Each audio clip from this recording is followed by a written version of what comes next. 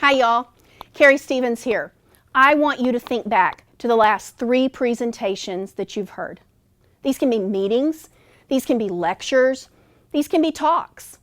Did they keep your attention? If they didn't, chances are this is what you did.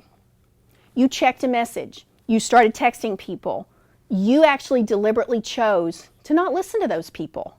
The bottom line is, today, we have a responsibility to engage our audience from the instant that we present. The instant they hear from us, we want them with us. So today, I'm going to share with you 3 different things that will help you focus on your audience.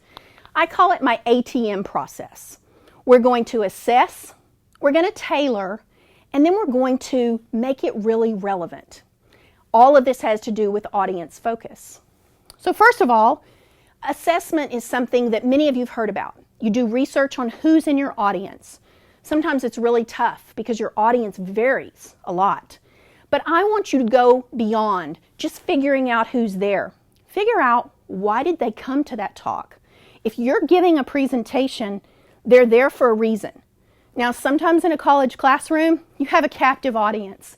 They're your classmates. They have to be there. They might be getting a grade for listening to you. But really, is that what you want to settle for as a speaker? I don't think so. I still want you to think, who are they? Why do they care about my message? Because you can take what sometimes can be a dreadful class period of boring presentations, you can get that audience right with you. View it as your personal challenge to really assess your audience and get them on board. That brings me to the second point, which is tailoring your message. Once you know who's there, give a lot of thought to what you have to say and how it might really matter to them. So for example, most of us have points that we want to make, okay? It's very easy for us to say, this is what I want you to believe.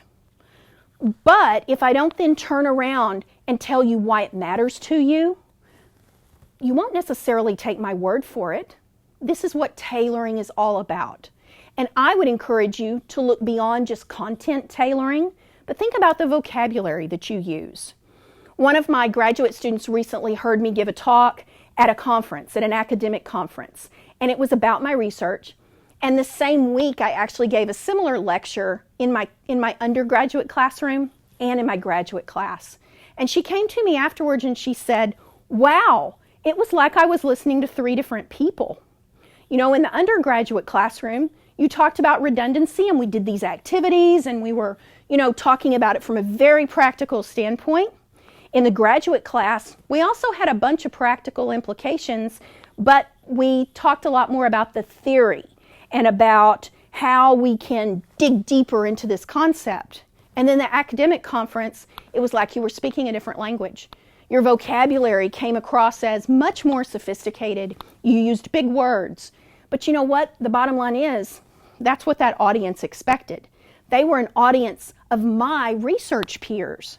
It would be unfair for me to use that same vocabulary when I'm tailoring my message to my undergraduate students.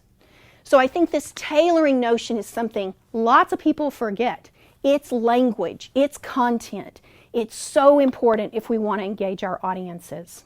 Okay, so after you've tailored your message, the final step is to really meet the needs of your audience and make them realize they're a part of this conversation. So do me a favor, stand up right now. I want you to move around. I want you to stretch a little bit. It's a really kind thing to do to your audience, especially when you've been slotted to speak over lunch, or if you have a class right after lunch, or a conference that you have to attend. Think about what the needs of that audience are. Do they need a break? Do they need to turn to their peer and ask a question? Be kind to your audience. Just giving you a quick break and asking you to stretch is something that can get people re-energized and back in and engaged as a part of your presentation.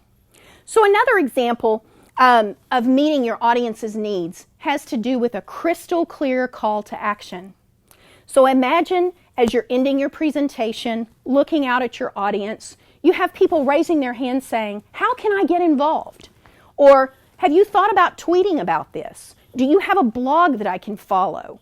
Would you leave me your contact information? You really know you have met your audience's needs when they realize that they want to be a part of your message.